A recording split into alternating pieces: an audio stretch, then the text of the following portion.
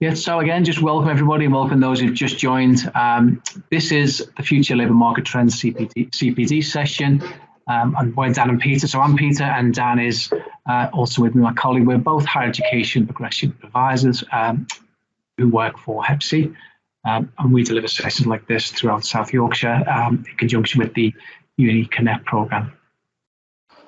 So the session outcomes for today, we're going to be exploring the future careers and what that's going to look like, so where the jobs might increase, so giving you some heads up about how the market's changing, and explore the graduate labour market as well, so looking at maybe dispelling some of the myths and just showing you maybe what graduates tend to do after graduating, and looking at the skills required also for future graduate jobs, and just where you can start researching that information to find out and give you some more sort of knowledge really if you're asked about graduate jobs and where to find information.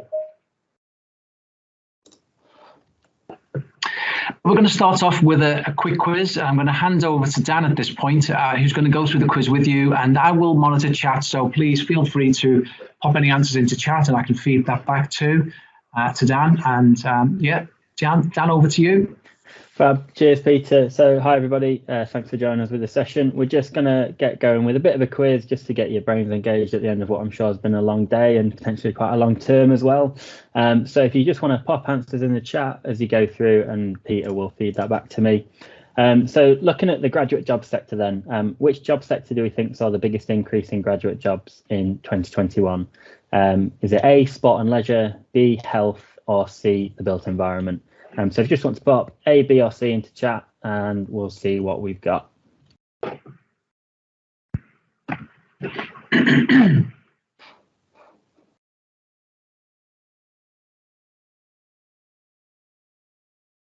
Okay, so we've got a few Bs coming through. Yeah, it's a B. Seems B is the popular choice here. Overwhelming. Everybody following the first person who put B in, maybe. Okay, so whether people are guessing or whether people have got an inkling of that, but yeah, so B seems to be B is the real choice there, Dan. Okay, so we'll take B as a consensus. Unfortunately, B isn't correct. While health did see massive growth, that growth was just outstripped by the built environment. And this is projected to continue the same way for 2022 as well. So 48% growth within the built environment sector. Just behind that, energy and engineering, around 41% growth, and then that health and pharmaceutical sector at 37% growth. So the graduate job market is improving, and these are some of the key sectors that it is improving within. So next question then, slightly different. What was a human computer? So do you think this is A, person who worked on the invention of the computer, B, a person who calculated the maths needed for space travel, or a person who developed mobile phones? So again, A, B, or C. A couple of seconds to have a think and pop your answers in the chat.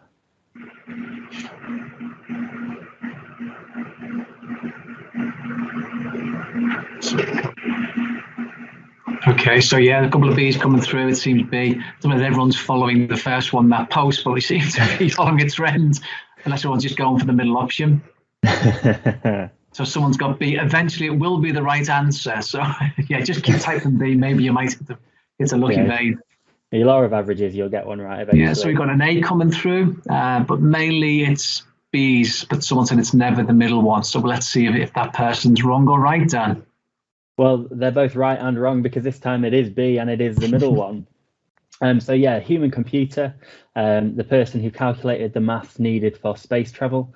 Not a role that I don't think we'd see on many job sites today, but certainly a role that was quite crucial, sort of before, I'd like to say before my time. So moving on then, in 2021, approximately how many robots work, in inverted commas, in UK factories? So do you think that's 1 million, 3 million, or 5 million? Again, A, B, or C, what do we think? Popping the answers into chat.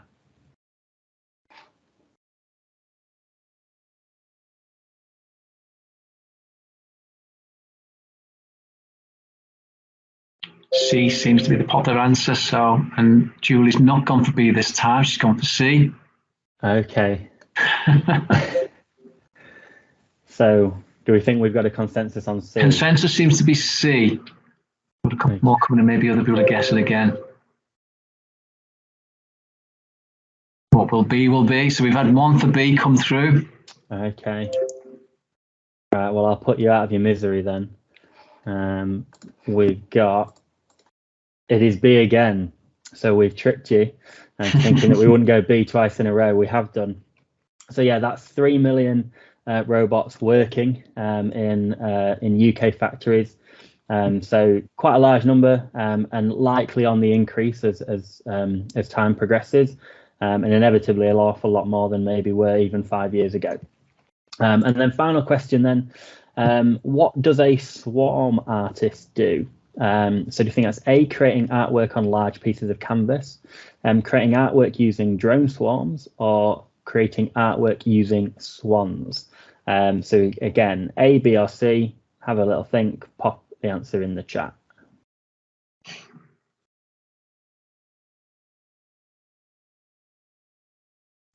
Okay, so a lot of people going for the middle answer this time. Are we going to catch them out, Dan, do you think? A lot of B's. Alex is sticking with B. B, double E-D, so B as in Bumblebee, I like it, Sonia.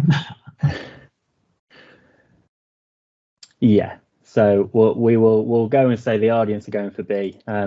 What's clear now that we do this is most of these answers were B's. We maybe should have mixed these up a little bit. It is in fact, yes, it is B. No tricks on this one. So yeah, creating artwork using drone swarms. There is a short video that we could show you, but we don't have time, unfortunately, of the Guinness World Record of the biggest drone display.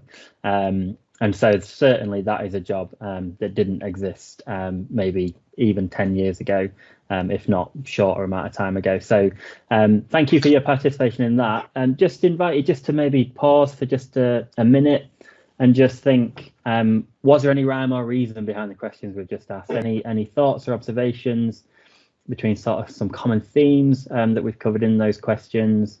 Anything that you've maybe noticed about what that says around careers of the future and the job market? Just give you a few seconds to pop any ideas into chat before I pass back to Peter.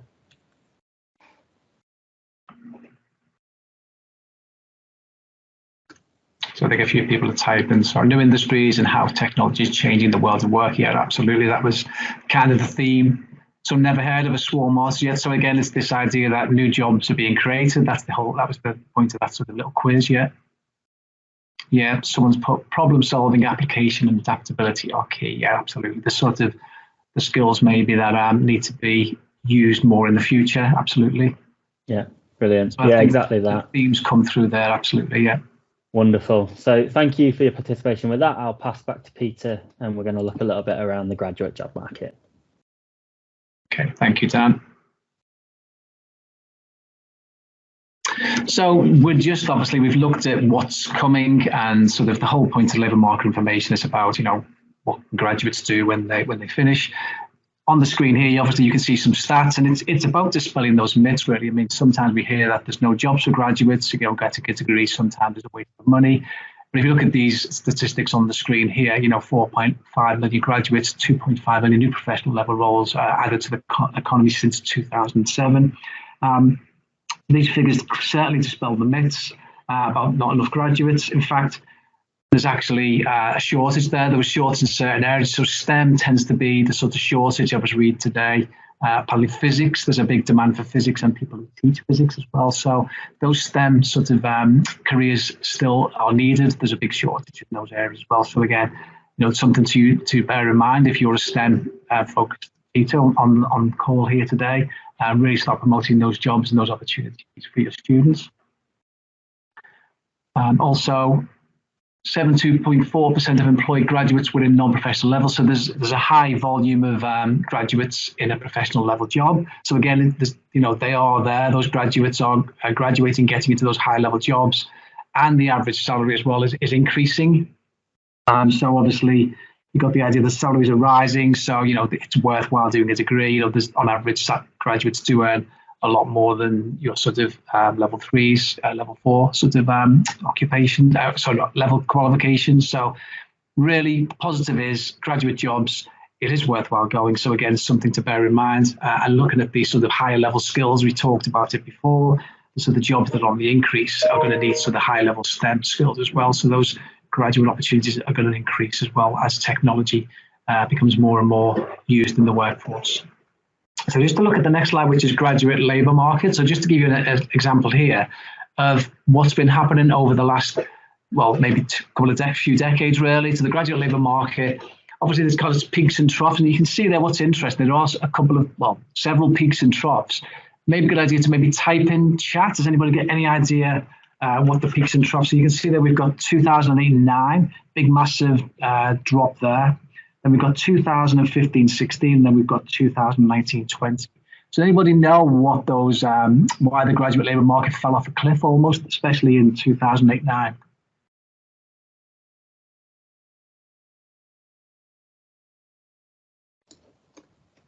Got any responses coming through now? Nobody got any guesses?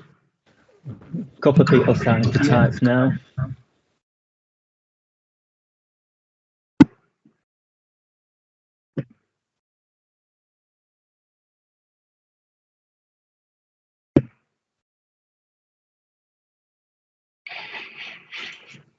On tenterhooks for what's going to come through. So yeah, we've got 2008-9 would be the financial crisis, responsible for the dip in the years afterwards. Yeah, stock market crash, economy and austerity.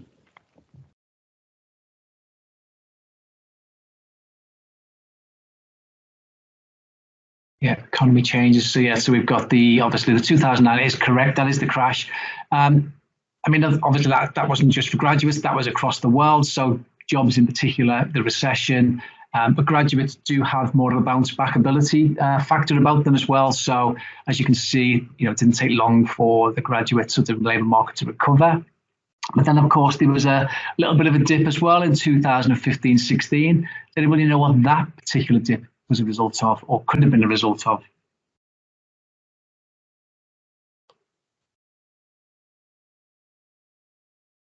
Fees. Okay, so yeah, not fees. Someone's mentioned fees. It wasn't actually fees.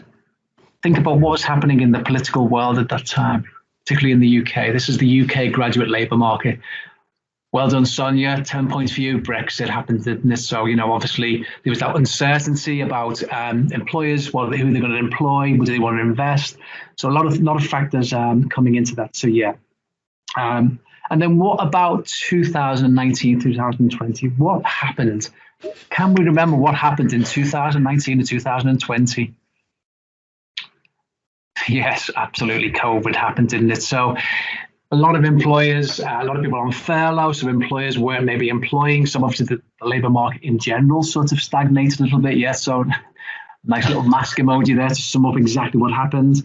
A lot of graduates, although obviously they didn't get graduate labour market dipped a little bit, a lot of graduates also went back and did with the more qualifications as well. So they aren't, again, as affected maybe as people on lower skilled occupations. A lot of people were furloughed as well. So there was a bit of uncertainty. But as you can see there, it's now starting to bounce back. So there's a very big peak. The 21-22 peak is actually, sort of gone beyond any of the peaks that we've had. So there's a lot of recruitment happening. So again, as I said before, graduates do have that bounce back ability. Those graduate jobs are out there. And as technology increases, the sort of more higher level skills jobs are going to be more and more important as we go on into the future. So talking about the future and existing growth, what about locally then? So this is just some examples of what's happening in the South Yorkshire region, across the region there. We've got things like advanced manufacturing. In particular, Sheffield, has always been a region for the sort of advanced manufacturing, so obviously the steel industries. But there's growth, over the region in particular. So that sort of advanced manufacturing is continuing to sort of be a big area of employment. And again, those areas will require those high skilled graduate level jobs. We've got things like low carbon as well. So within the Sheffield region, it's home to Siemens UK wind power. I myself travel up the motorway to work and I can see the windmills, and the solar panels in reclaimed farmland now. So, the region is big on sort of environment and low carbon green jobs as well. And we got the things like creative digital, that's the sort of area that's on increase as well. But healthcare, we've said, there's in the region, we've got, hospitals and healthcare is still kind of increasing. But again, it's those areas that you want to sort of research, areas that you want to sort of tell your students and to tell them about. There are lots and lots of areas within this area that are still on the increase, but what are you going to sort of advise them when you go back again? Those advanced manufacturing jobs, low carbon jobs. Think about the future. Think about the future of work and where that is. Okay. So what about the areas that aren't particularly growing then? So the emerging and declining areas. Think about what didn't exist just 10 years ago. TikTok agent. TikTok only launched in 2016, but already it's employing things like TikTok agents. People are making a career out of becoming influencers, and things like the cloud architect, where you've got the cloud where you put all your data. Now you need somebody to build those cloud storage areas where you can store all your data. And sustainability manager, looking at the environment. We talked about before, the low carbon green energy jobs. Sustainability is a big keyword now in a lot of companies. So again, these are the sort of jobs that are being created. The jobs that existed 10 years ago that are now disappearing. So think about when you go into the checkout or when you go to a supermarket, it's very rare you see a person on the checkout. Used to be 10 years ago, they'd have, you'd be reams and reams of people scanning your goods. 10 years ago, if you worked at Aldi, a person worked at Aldi, they had to memorize all the prices before the beeper, QR code came in. So that was the first increase in technology. And then you had the sort of self-service checkouts. Now you've even got your scan and go. So think about Amazon, not scan and go. I think it's very difficult to scan them. But scan and go is a technology where you actually use your phone. So you actually go in using an app on your phone. You go around, you pick the items up, and it's all monitored by cameras. So again, no need for security, no need for checkouts at all. You literally go and pick your items up and you go. So again, retail staff, it's much cheaper to employ, one person to monitor maybe 4 or 5 checkouts in the supermarket. And again, travel agents. So a lot of people booking things online now, apart from my parents who still try to use CFAX, even though it doesn't exist. But yeah, that's on the decrease. A lot of people now are literally going on to travel sites and comparing those sorts of travel sites. You've got a lot of compare sites now where you can get cheaper deals. And of course, assembly line workers, we had one of the sort of questions on there was about how machines are used in the workforce. So one of the first sort of industries was the motor industry to really sort of automate their assembly lines. So a lot of the jobs now would be a person employed to just monitor the robots that actually work on the cars. So anything like that automated, that sort of production line technology really is going to start decreasing as we go forward. So again, just something to bear in mind when students, even I see students who want to do those sort of manual production line, maybe warehousey type jobs, but those sort of jobs are decreasing. So it's, again, when you're advising students and learners, just bear that in mind. Give them that example. Is their career future-proof, really? Are they looking for a career that will still be here in 10 years' time? Are they looking at the emerging technologies and looking at finding those new careers for them to be able to go into when they leave school, they graduate, and so on? But there's a question there, do you notice any similarities? So the skills, qualifications, I've talked a little bit over that, but can anybody give any similarities that they can see that's coming through those particular jobs that are emerging and declining? Any comments?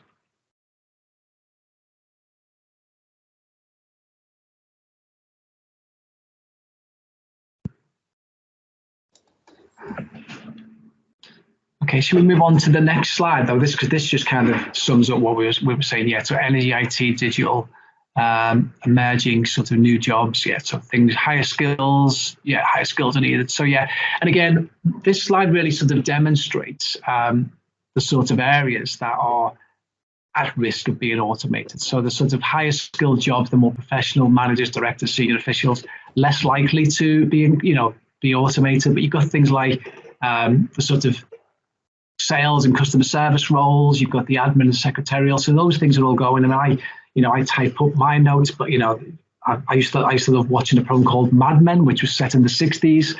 And it was literally the executives. There was a typing pool and they had their own secretary who would type up all their notes, but we do all that work ourselves now, don't we? So that admin secretarial role is definitely going. Even this like skilled trade, there's if you look online, and if you wanted to looking up this sort of building robots now, so a robot that can now build walls. I think in Australia they've developed a bricklaying robot.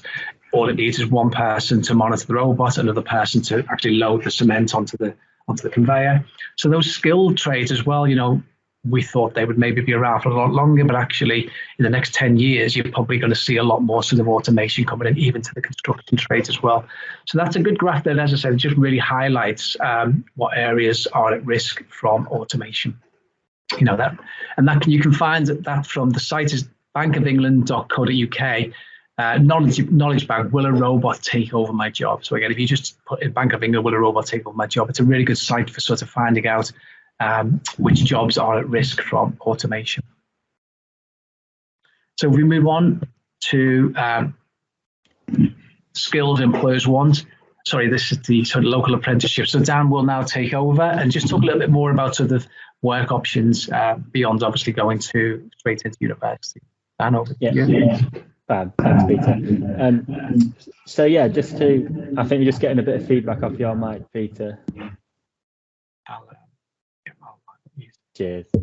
So yeah, just to look at some local apprenticeship opportunities, obviously with school and college leavers both looking at apprenticeship opportunities, I think this highlights kind of what the sector looks like in the local area around South Yorkshire. So this was just from a quick search of degree apprenticeships around Sheffield.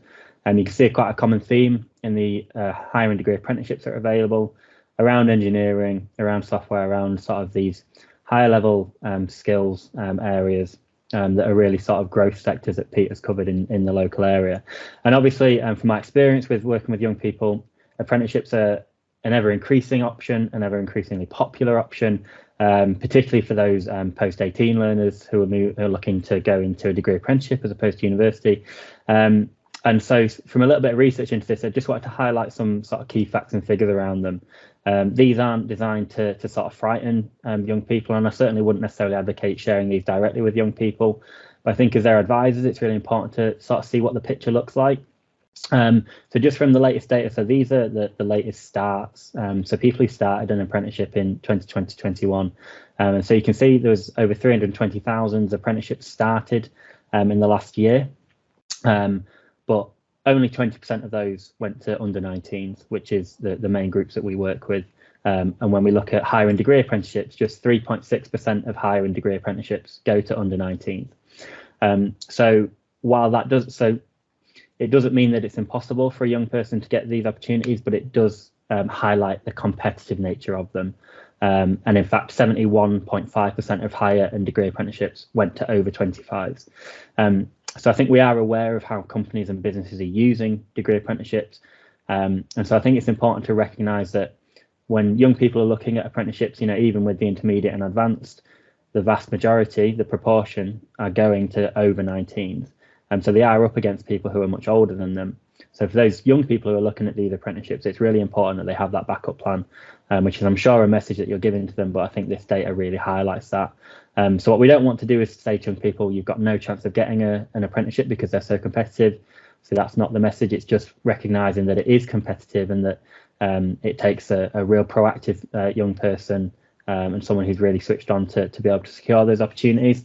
So that data does look quite stark, but those young people who've got the right skills will be the ones who stand a better chance of securing those opportunities, which leads us nicely on to think about what do employers want? What skills are employers looking for? And what are they looking for in those new recruits? I'm conscious of time, but just want to give sort of 30 seconds for any ideas of what are the really key skills and attributes that employers are looking for at the moment, if you wanted to pop those into chat. What do you think is most important for a young person or a recent graduate to be showing employers that's going to make them stand out amongst their peers?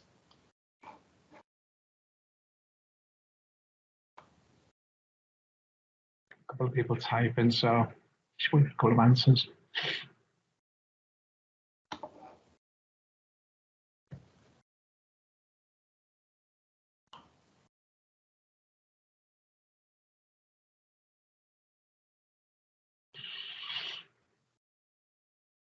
Yep, so we've got problem solving, creativity, communication, resilience as well. Yep, some good ones coming through. IT, numeracy, communication. Yeah, so that's been the trend as well. We've talked about the STEM skills, coming through. Yeah, so problem solving, creativity, communication. Yeah, interestingly enough, it's about that idea that, if you're creative, a computer can't necessarily do that job yet. So being creative is still a skill that's needed. Problem solving. Yeah, brilliant. Well, so lots of critical thinking as well. Yeah, some good ones coming through there, Dan. Good selection. Thank you for that. So so just looking at some of the skills that employers are wanting graduates and new recruits to demonstrate. I think we've covered some of these, certainly in terms of communication and sort of problem solving, organizational planning, adaptability, that ability to work as part of a team. And even just today, the Institute of Student Employers released some results of their research with graduate employers. The landscape has changed massively with COVID, and they're really focusing on hiring graduates who have the ability to learn the more complex technical skills. So not necessarily having them, but having the ability to learn. So that comes from things like critical thinking, self-motivation, curiosity, that sort of willingness to engage within continuous sort of self-improvement and learning. And over 85% of employers said that they assess graduates on their ability to collaborate during the interview process. So as Peter's just said, those sort of skills that can't be automated, that creativity and the collaboration is so important. And lots of these, the jobs that we see appearing are linked to STEM and working sort of with machines, but it's about those skills that can't be done by machines. And so this is a really sort of nice sort of graph that kind of highlights that. Obviously those technological skills, as we mentioned, that ability to work with the technology and continue to design and improve and implement it is going to be really important, and a real growth in that area. But those social and emotional skills that machines simply do not have and can't have, things that sets us apart as humans, something like empathy cannot be shown by a machine. So those skills are going to be really important because they're what enable us to work together effectively. And those higher order thinking and reasoning skills, they're important now and will continue to increase in importance. And then those that are on the decline, which kind of highlights what we've been saying, those physical and manual skills, easy to replace with machinery, with robots, and the basic thinking and reasoning that can be done by machines that don't require those higher level thought and creativity. So it all builds a picture that the labour market is accelerating potentially quicker than it ever has done. And COVID has only really sort of exacerbated that. So these jobs will be lost to automation, and that's already happening, but many more will be created than are lost. So that ability to work with the machines that are potentially replacing some jobs is going to be where those skill shortages occur. And as such, those workers will need to reskill and adapt as new jobs emerge. And if we think about the young people that we work with, they've got a little bit of a head start as we can see where this labour market is going. And so they've got a bit of a head start into what they might need to focus their ideas and their aims upon.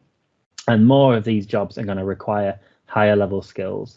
And one of the ways of gaining those is through those higher level qualifications, whether that's through university, FE, HE qualifications, degree apprenticeships, however the route is right for that person. Having that higher level qualification is going to stand them in good stead in the labour market. And as things continue to move forward, the technology that we have is being used in new ways. And the pandemic has pushed us to that a little bit more. For example, I'm presenting this from home, whereas a few years ago, that's something that just simply wouldn't have really happened.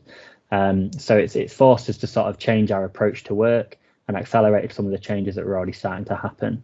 As we've said, some jobs are really difficult to automate, and that's where the skills gaps are going to be for young people to move into in the future. And that increased focus on sustainability and green technologies and ethical practices, again, as we become more aware of sort of our environments and what we contribute to the world around us, there's going to be an ever increasing focus on that. So I'm just going to pass back to Peter. He's just going to go through a little bit about where to research career ideas. Cheers, Dan. So obviously we've talked about the importance of knowing about what's coming up, but also just want to give you this heads up really of sites that we particularly use when we see students. I've had students tell me about TikTok being a way they source information, which surprises me, but these are the sites that we rely on, and they're really good sources of information. So we've got the Explore the Careers section on the National Careers Service, which is a good way for searching the sectors that you might have. So you go onto that, you can also find the Prospects website as well, which is the what can graduates do, what can I do with my degree. So again, a lot of the information that we get here, stats and things like the graduate labour market, comes from Prospects. They have a section called Illuminate, where you can then find out a little bit more about the graduate career, graduate prospects, and how the labour market is looking for graduates. And this slide here is just showing you the links for those two sites again. Really good, useful source information. Really good to signpost students to as well, so they can get an idea of what sorts of jobs they can do in the future. You look at these two slides, you basically, when you've clicked on a particular sector, you can then explore lots and lots of jobs in that area. So if you don't use them already, please, we'd advise you to go onto those sites. It's a really good source of information to use with students. Okay. And then obviously another one, if you're not using it already, it's not just for applications to university. UCAS is a really good site to start using for careers research as well. There's a lot of information on there. If you go onto the search bar and search for browse careers, then you've got a similar sort of situation there where you can look at different career sections as well. So again, a really good opportunity for students to research and explore those graduate jobs in more detail, and just to open a bit of an opportunity to them, really. So rather than the traditional types of jobs, and as we've said, those traditional sort of low skill jobs are disappearing, it's about getting students to think a little bit more sort of aspirational and what are the jobs they could do related to their skills and their interests that we've talked about again throughout the slides. Okay. So just going to hand over to Dan. You're going to do the summary, Dan. Yep, thanks, Peter. So we're getting a little bit of feedback again, Peter. Yeah. Not sure what keeps happening there. So yeah, we hope that a bit of a whistle-stop tour through labour market information. We could have done hours on this. So hopefully that's been useful. Just to try and summarise and bring the key points together. For young people, that career research is so important, and that's where your roles are so important, and with helping them to navigate that labour market, keep up to date with those future trends, and help plan their future career paths, and ensuring they're working towards careers that are still going to be there. And that really comes from a focus on skills as well. The labour market can change so quickly now. It's going to be skills that make you employable more than being trained to just do the one job. As such, those high level qualifications are really going to be crucial in developing that transferable skill set. And that automation that keeps coming means that those skills are never going to just be stagnant. They're going to need to be updated. That approach, that continuous learning mindset, continuous growth is only ever going to increase in importance. Those STEM subjects, we can't hide that automation is very much focused around the STEM areas. So continuing to promote the importance of STEM subjects, and if students have got natural ability within those, then it's obviously going to be a really good thing for their future career options. But again, not forgetting about the importance that creativity plays in this. We don't want students to think just because they're not interested in STEM means there's going to be no careers out there for them. That creativity and those more human skills that can't be automated are going to be so crucial as we move forward. And as kind of bringing it all together, those transferable employability skills are going to lead to a very fruitful career of the future.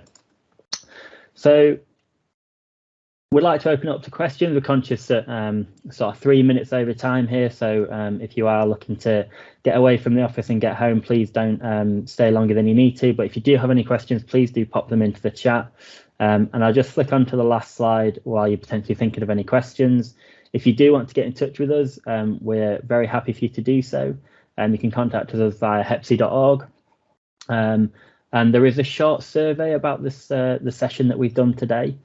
We'd be grateful if you would be able to complete that for us. You can either do that through the QR code, or I will quickly get the link and I will pop it in the chat.